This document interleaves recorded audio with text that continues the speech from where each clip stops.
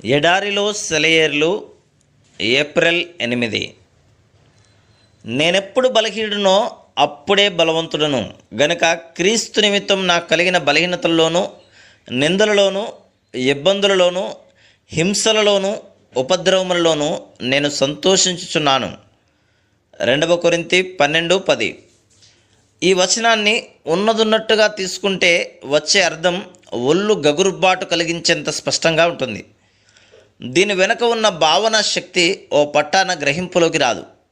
దీని అర్థం ఏమిటంటే, నాకు బలం లేని సమయంలో నన్నెవరన్నా చీటి మాటికి కించపరుస్తూ ఉంటే, బాధిస్తూ ఉంటే, మూలకి తరిమి కొడుతూ ఉంటే నాకు సంతోషం. ఎందుకంటే ఇవన్నీ క్రీస్తు కోసం నేను అనుభవించేటప్పుడు నేను అగ్గిపిడుగుని. దేవుడు మన పక్షాన ఉంటే మరే కుదవలేదన్న సంతృప్తిలో ఉన్న రహస్యం ఇదే. మనమున్న పరిస్థితులతో మనకిక పని లేదు. ఇలాంటి స్థితికి మనం చేరినప్పుడు మనం ఎదుర్కొంటున్న హింసను బట్టి, దారిద్ర్యాన్ని బట్టి మనుషుల సానుభూతిని కోరం. ఎందుకంటే సాక్షాత్తు ఈ పరిస్థితులే మన ఆశీర్వాద కారణాలని మనకు అర్థమవుతుంది. ఈ పరిస్థితుల్లో మనం దేవుని వైపుకి తిరిగి ఇవి మనకి సంభవించినాయి గనుక ఆయన మనకి ప్రతిగా చేయవలసిన దానిని పొందే హక్కు కోసం ఎదురు చూస్తాం.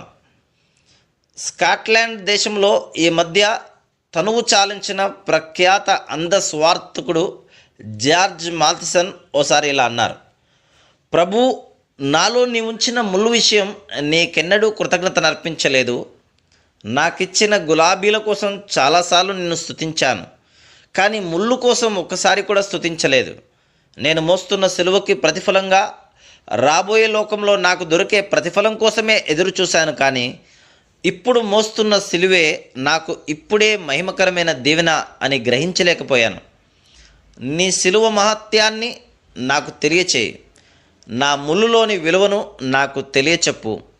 నా శ్రమల మార్గములో గుండా నేను నిన్ను చేరుకున్న విషయం నాకు బోధపరచు. నా కన్నీళ్లలో వెలిసిన ఇంద్రధనుస్సులను నాకు చూపించు. ముళ్ళ కంచెల చిటారు కొమ్మల్లో చుక్క తలుక్కుమన్నది. చూసే కన్ను నీకుంటే